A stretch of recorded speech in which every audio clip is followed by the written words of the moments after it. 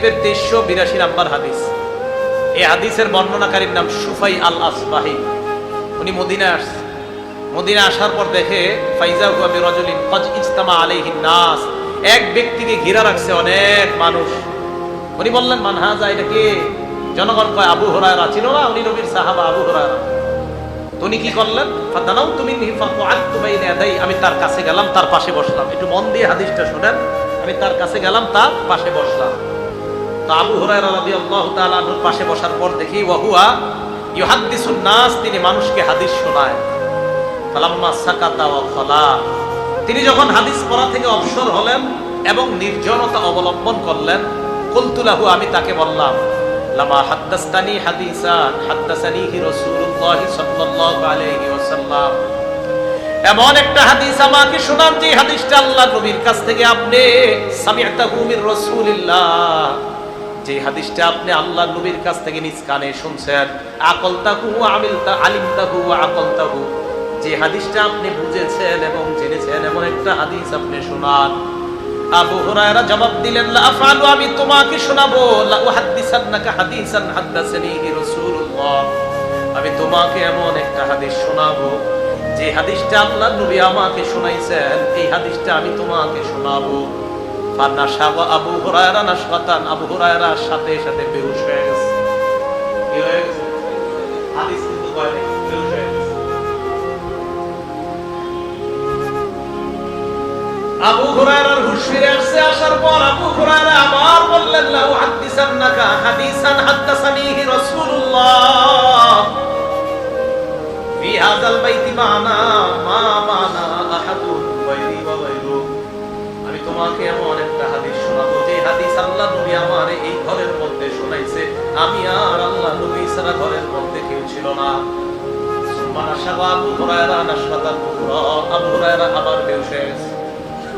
বাবা হাদিস কয়, আবু হুরায়রা বলেন, লা উহাদ্দিসান্নাকা হাদিসা, আমি তোমাকে এমন একটা হাদিস শোনাবো, হাদ্দাসানিহি রাসূলুল্লাহ ফি হাযাল বাইত মা মা'না আহাদুন গায়রি ওয়া গায়রু, আমি আর নবী ছাড়া এই ঘরে কেউ ছিলাম না।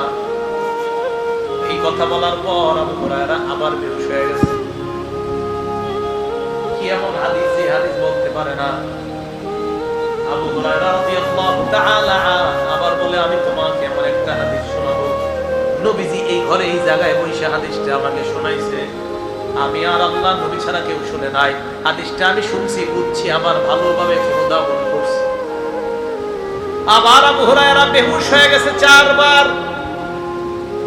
আবার হুঁশ ফিরে আসার পর ফালাম্মা মার খাতান আলা ওয়াজহি মালা খাতান আলা ওয়াজহি, আবু হুরায়রা মাটির মধ্যে পড়ে যাওয়ার উপক্রম, আস্তাগফিরু আলাইয়া, আমি আবু হুরায়রার শরীরটা আমার শরীরের সাথে লাগাইলাম।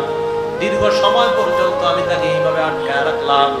হুঁশ ফিরে আসার পর আবু হুরায়রা বললেন, ইন্নাল্লাহা ইযা কানা ইয়াউমুল কিয়ামা ইয়ানজিলু ইলাল ইবাদ, কিয়ামতের ময়দানে আল্লাহ বান্দাদের সামনে আসবেন, লিয়াকজিয়া বাইনাহুম, বান্দাদের মাঝে বিচার করবে।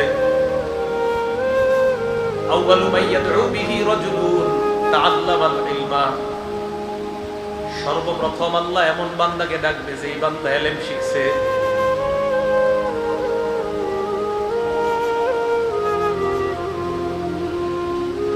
এরপর ডাকবে রাজুলুন কুতিলা ফি সাবিলিল্লাহ, যেই ব্যক্তি আল্লাহর রাস্তায় শহীদ হয়েছে এমন বান্দাকে ডাকবে। এরপর ডাকবে রাজুলুন কাসীরুল মাল, সম্পদশালীকে আল্লাহ ডাকবে।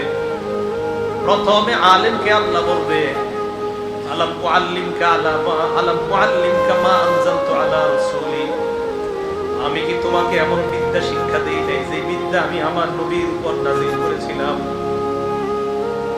ফামা আলিমতা ফি ফামা আমিলতা ফিমা উল্লিমতা, তোমাকে যে বিদ্যা শিখানো হয়েছে কি আমল তুমি করেছো বলো। আলেম জবাব দিবে, আকুমু বিহি আনা আল-লাইলি ওয়া আনা আন-নাহার, আমি সকাল সন্ধ্যা আমল করছি, মানুষকে শিখাইছি। আল্লাহ বলবে, কাযাবতা, তুমি মিথ্যা বলছো। ওয়া তাকুলুল মালাইকাতু কাযাবতা, ফেরেশতারাও সাথে সাথে বলবে তুমি মিথ্যা বলছো। আলেমকে আল্লাহ বলবে তুমি মিথ্যা বলছো, ফেরেশতারা বলবে তুমি মিথ্যা বলছো।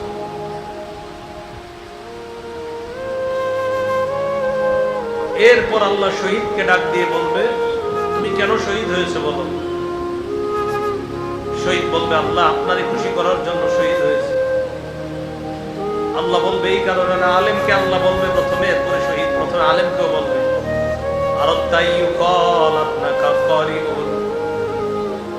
তুমি চেয়েছো জনগণ যেন তোমাকে বড় আলেম বলে, মুফতি মুহাদ্দিস বলে। মানুষ তোমাকে বড় আলেম বলছে, বড় বক্তা, বড় মুহাদ্দিস সব বলছে, যাও জাহান্নামে যাও।